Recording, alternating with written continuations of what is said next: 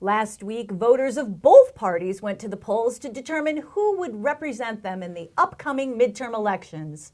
Voters in Pennsylvania cast their ballots in the state's primary election, but there is still no official winner in the Senate race between hedge fund CEO Dave McCormick and TV doctor Mehmet Oz. The two running neck and neck, and the race is still too close to call. One observer claimed it's closer than West Virginia cousins. Apparently, McCormick is one of the world's largest hedge fund managers and also served in various roles in the Bush administration, including the Department of Treasury, which means he knows how to inflate things quicker than an incel with a new girlfriend. Dr. Oz, on the other hand, was a regular guest on the Oprah Winfrey Show, and in 2018, President Trump appointed him to the President's Council on Sports, Fitness, and Nutrition. The former president liked him because Oz had never actually said anything about the president, sports, fitness, or nutrition. As an interesting side note, Oz also played on the Harvard football team, which is kind of like being the best chess player in the Kardashian family. In other Pennsylvania primary news, after receiving God's call, hey, it's me, God, to run for office, State Senator Doug Mastriano won the Republican nod for governor. Mastriano is a combat veteran who retired from the Army after 30 years of active duty as a colonel. According to his resume, this modern-day Colonel Guano also worked as a paper boy, a janitor, a security guard, a shoulder cook, a pizza delivery person, and a dishwasher, and was one of the lead planners for the operation to invade Iraq. He had all the credentials. Through Turkey, which was his only job that didn't require him to ride a delivery bicycle.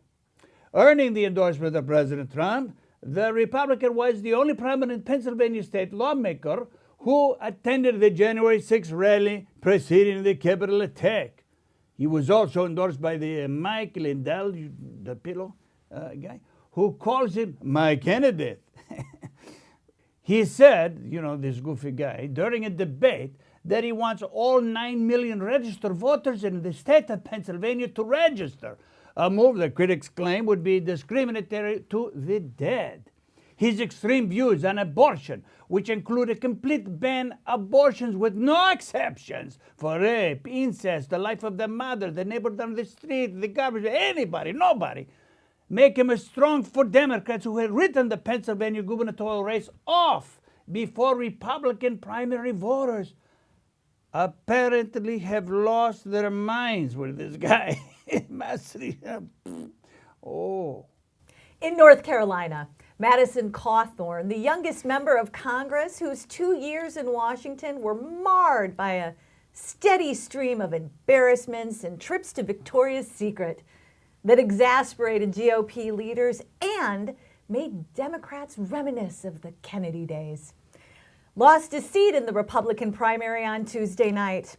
Cawthorne rose to popularity partially due to his personal survivor story of a 2014 car crash, which left him paralyzed from the waist down. Even the endorsement of President Trump could not overcome the series of scandals that plagued the young congressman. Ever the optimist, Cawthorne said he will run for office again, even in light of allegedly being involved in Washington orgies, doing drugs in public, and dressing in women's lingerie, which would qualify him to run as a Democrat in almost any major urban mayoral election. Washington, they love the orgies. I love it in the morning. I love it